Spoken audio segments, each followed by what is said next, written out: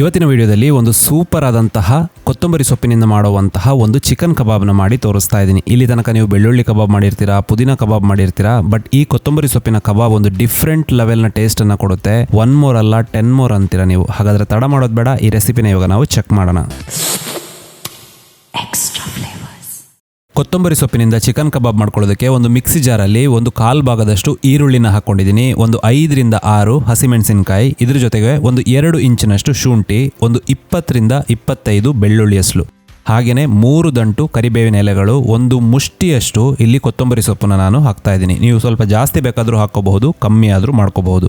ಒಂದು 2 ರಿಂದ 3 table spoon ಅಷ್ಟು ಮೊಸರನ್ನ ಹಾಕ್ಕೊಂಡು ಚೆನ್ನಾಗಿ ಅದನ್ನು ಪೇಸ್ಟ್ ಮಾಡಿ ಇಟ್ಕೋಬೇಕು, ನೀರು ಹಾಕಬಾರ್ದು.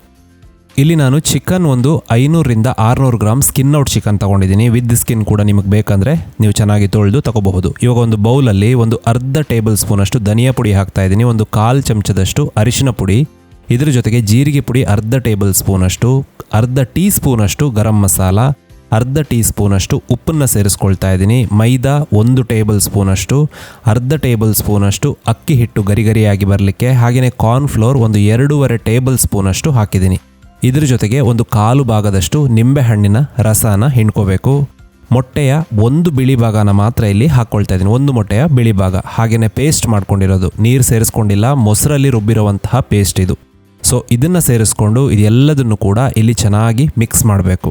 ಮೈದಾ ಹಾಕೋದ್ರಿಂದ ಅದರಲ್ಲಿರುವಂತಹ ನೀರು ಏನಿದೆ ಅದನ್ನೆಲ್ಲ ಅದು ಎಳ್ಕೊಳ್ಳುತ್ತೆ. ಹಾಗೆಯೇ ಕಾರ್ನ್ಫ್ಲೋರ್ ಹಾಕೋದ್ರಿಂದ ಒಂದು ಅದರದ್ದು ಮಸಾಲಾನ ಅದು ಹಿಡಿದಿಟ್ಕೊಳ್ಳುತ್ತೆ, ಹಾಗೆಯೇ ಗರಿಗರಿಯಾಗಿ ಬರಲಿಕ್ಕೆ ಅಕ್ಕಿ ಹಿಟ್ಟು ಮತ್ತು ಕಾರ್ನ್ಫ್ಲೋರ್ ಹೆಲ್ಪ್ ಆಗುತ್ತೆ.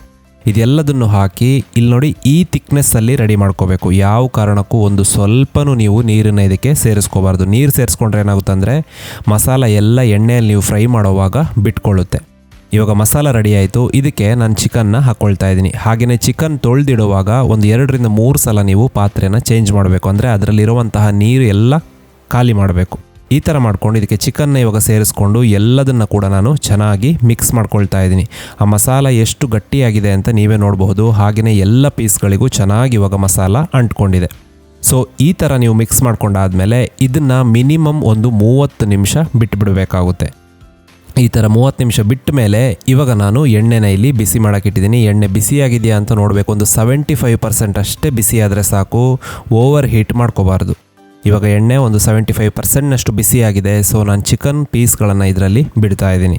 ನೀವು ನೋಡಬಹುದು ಒಂದೇ ಒಂದು ಚೂರು ಮಸಾಲ ಇದರಲ್ಲಿ ಬಿಟ್ಕೊಳ್ಳಲ್ಲ, ಯಾಕಂದರೆ ನಾವು ಪರ್ಫೆಕ್ಟಾಗಿ ಅದಕ್ಕೆ ಬೇಕಾದಷ್ಟು ಮಸಾಲನ ಹಾಕಿದ್ದೀವಿ.